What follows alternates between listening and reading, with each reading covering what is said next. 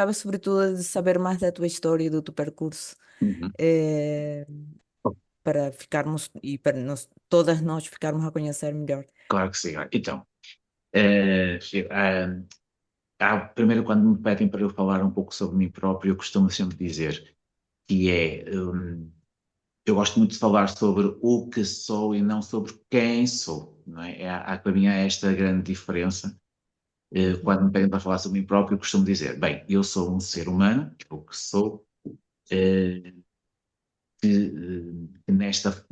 enquanto ser humano chamado José, sou esta alma que tenta usar esta mente e este corpo para expressar a minha essência. Acho que desta vida, eh, a minha mente gostou de se especializar e vai gostar de se especializar em mais coisas, mas que sobretudo gostou de se especializar em algumas áreas, sobretudo na área profissional, como é a medicina, e especificamente a medicina familiar, ou seja, eu trabalho enquanto médico de família. Especializou-se para eu conseguir expressar esta alma, esta minha essência, não é? Depois, com esse intuito de se expressar, fui construindo alguma história. Então, um percurso, um pouco da minha história passa por, de facto, ter escolhido a medicina como a minha, digamos, a minha principal área profissional. Entretanto, no meu caminho, enquanto médico de família, ali há uns 12, 13 anos,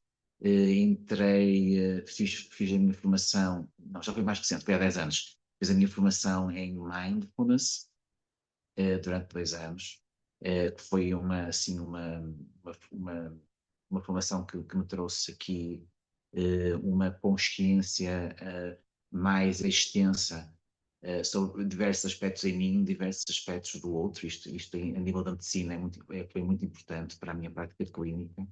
Depois também fiz a formação em hipnose clínica. Portanto, digamos que estas são assim, as três grandes áreas profissionais.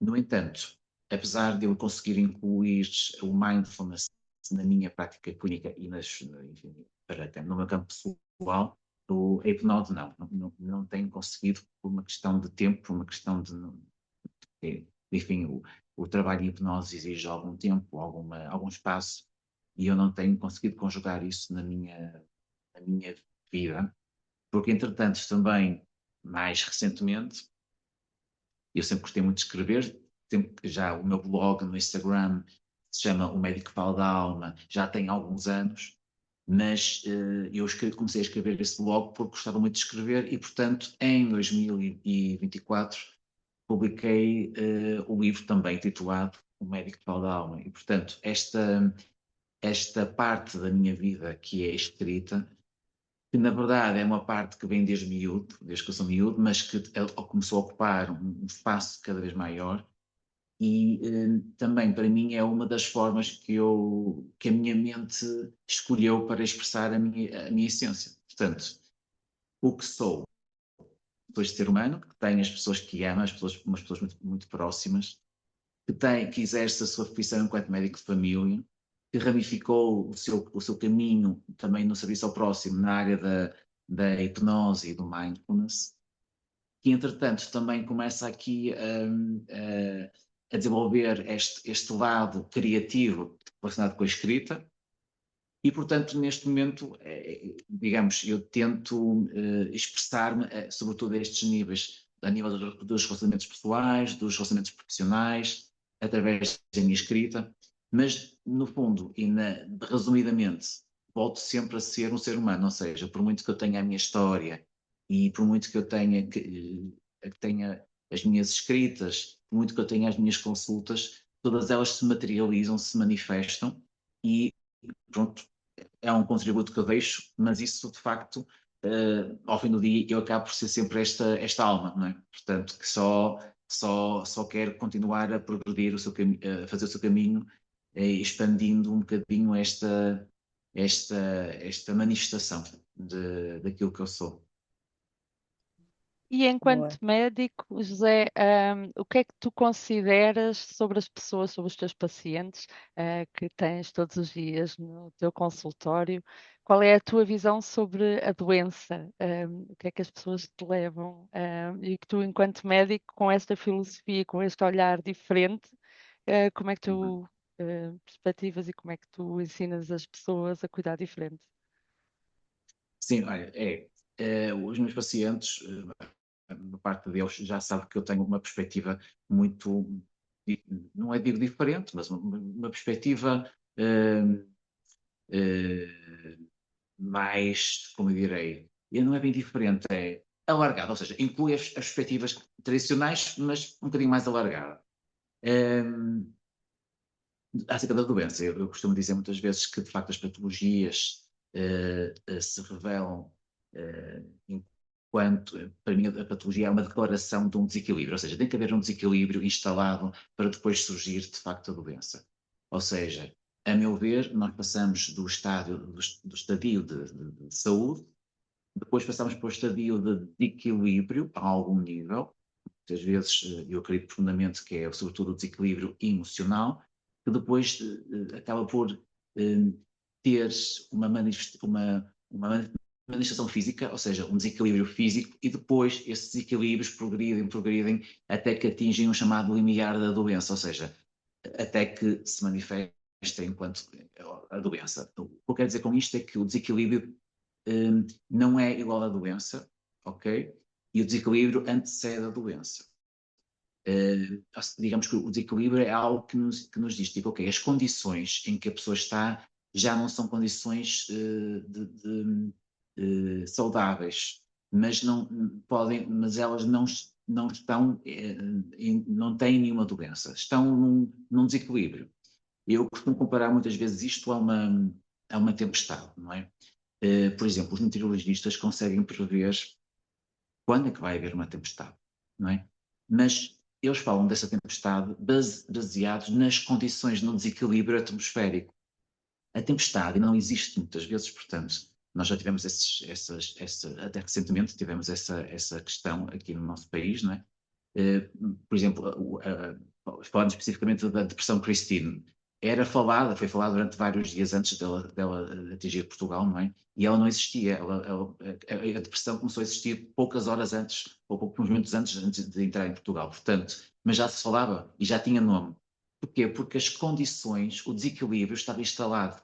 Portanto, a materialização, a manifestação da tempestade aconteceu muito tempo depois das previsões, muito tempo depois do equilíbrio já estar instalado. Quando digo desequilíbrio, falo, do ponto de vista atmosférico, da umidade, pressão atmosférica, temperatura, pronto. E no nosso corpo também é assim. Portanto, o nosso corpo, a nossa mente também é assim. Há um conjunto de condições que, por estarem, sobretudo a nível emocionais, aqui as condições emocionais têm a ver, podemos traduzir aqui para a componente da umidade, da temperatura, as diferentes componentes emocionais, podemos aqui traduzir para a parte da meteorologia, e, de facto, com o avançar do tempo, acaba por dar a tal tempestade que, traduzindo para a linguagem médica, é a doença, não é? Pronto. E aqui, isto também salienta o seguinte, muitas vezes, e isto acontece para um meteorologista, de acordo com as condições que ele observa, está a prever que vai acontecer uma tempestade. Mas também acontece muitas vezes que não acontece, ou seja, prevê-se e depois afinal até nem foi assim nada. Porquê? Porque houve aqui um fator que interferiu e que alterou as condições e, portanto, não houve uma manifestação da tempestade conforme estava previsto. Porque houve um fator qualquer. E, portanto, o que é que isto quer dizer? Quer dizer que também nós, na minha perspectiva, estando nós no desequilíbrio, podemos fazer algo para reverter esse desequilíbrio e a doença não se manifesta. No entanto, quando a doença se manifesta, é importante tratá-la, abordá-la, e é isso que muitas vezes digo aos meus pacientes, não é? Uma vez tendo surgido a doença, vamos aqui ajudar. A medicina está aqui para ajudar.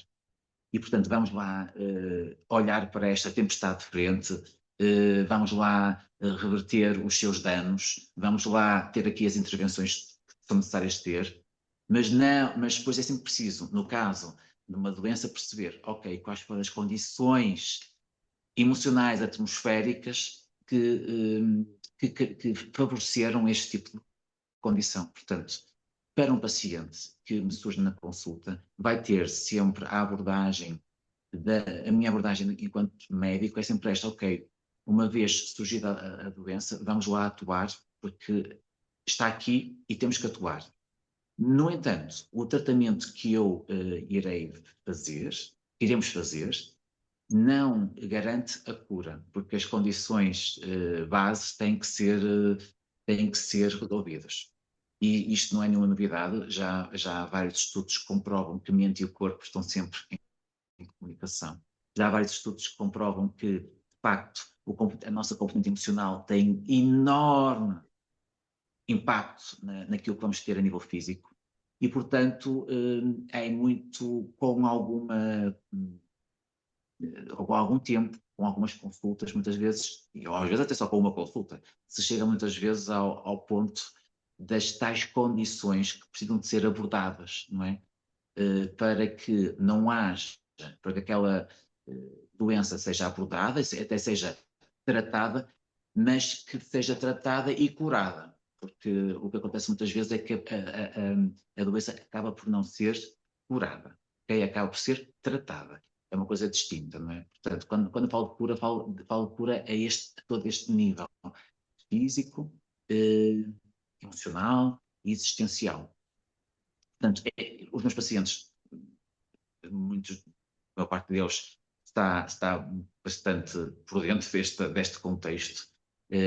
Claro, falo convosco sobre isto e cada paciente tem a sua própria linguagem, ou seja, também é preciso adaptar a linguagem para cada paciente e também os pacientes têm a sua forma de linguagem. Quando eu digo, por exemplo, o campo emocional, muitos pacientes dizem o sistema nervoso. Pronto, é a forma deles de falarem sobre isto, sobre o campo emocional. Está tudo certo, eu percebo que eles querem, com as suas palavras, querem se referir ao mesmo. E, portanto, eu tenho já muitos pacientes, até de idades avançadas, que dizem doutor, isto, pronto, sim, mas isto provavelmente está relacionado com o sistema nervoso. Portanto, as pessoas têm já começam a ter uma noção desta conexão, desta ligação que existe entre a mente e o corpo, entre os campos emocionais e o nosso campo físico. E, portanto, estão por dentro desta forma como eu abordo a doença. E pronto, e enquanto médico de família, eu também acabo por ver muitos pacientes que não estão doentes, mas estão dentro dessas condições. E acabo também por ver pessoas que não estão doentes, nem estão nessas condições, não é? Portanto, sobretudo, pronto, digamos que muitas pessoas estão nessa vulnerabilidade dessas condições, muitas pessoas não estão doentes, mas estão nessa vulnerabilidade, sobretudo as pessoas com mais de 10 anos. As crianças ainda são aquele grupo ainda são aquele grupo que, sobretudo as crianças abaixo de 5 anos, que eu sinto que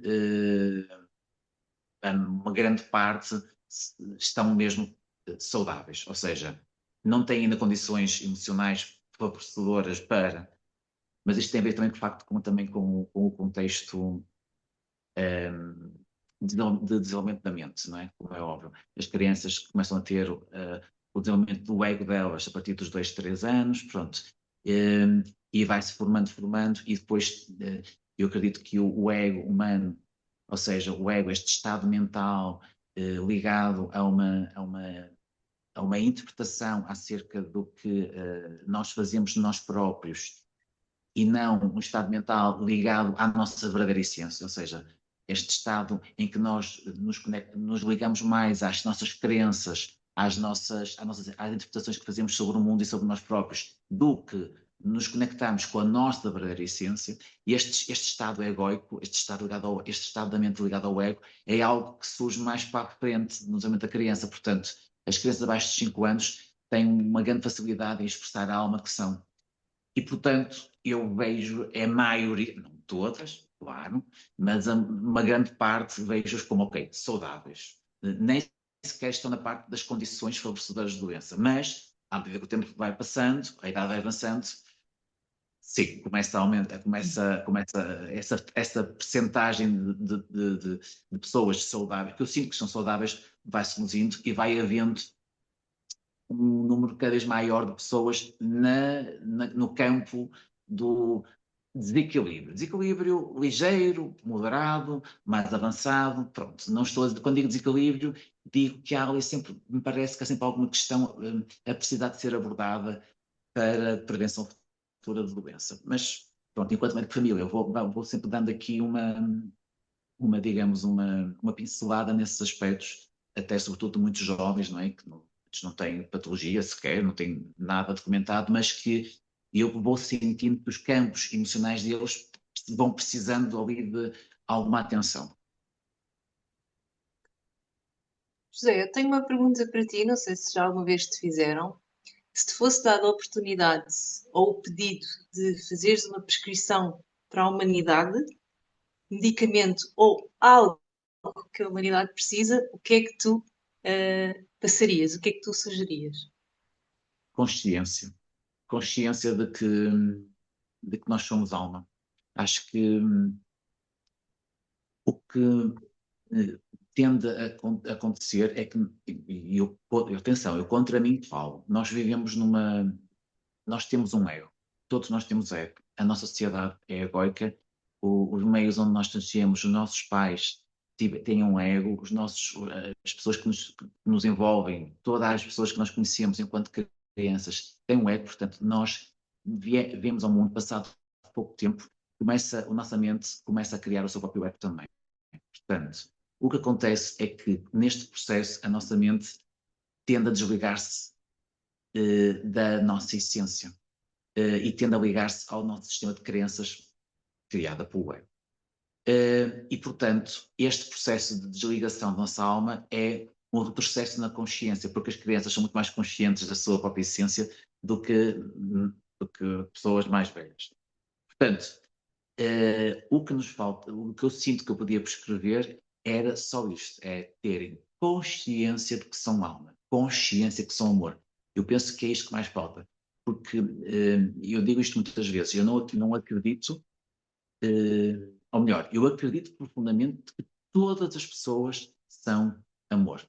Todas. E todas vieram para expressar o amor que são. Agora, o que acontece, e nós vemos isto no mundo, há pessoas que não têm nenhuma consciência de que são amor. E é isso que depois determina os seus comportamentos e as suas atitudes. Pronto. Podemos falar aqui de alguns líderes mundiais da atualidade e também da história, não é? Passada, que eram, de facto, e continuam, e os que existem são seres de amor, mas não têm nenhuma consciência disto. Portanto, o que determina se as pessoas são de facto, ou melhor, se as pessoas estão a conseguir de facto a cumprir o seu caminho da alma ou se não estão, se estão a conseguir expressar o amor que são ou não, é a consciência. Portanto, o que eu prescreveria era consciência, porque eu acho que é isso que ia colocar as pessoas mais alinhadas com a sua própria essência e expressar o amor que são, ok? Pronto. Portanto, respondendo diretamente à tua pergunta, era consciência.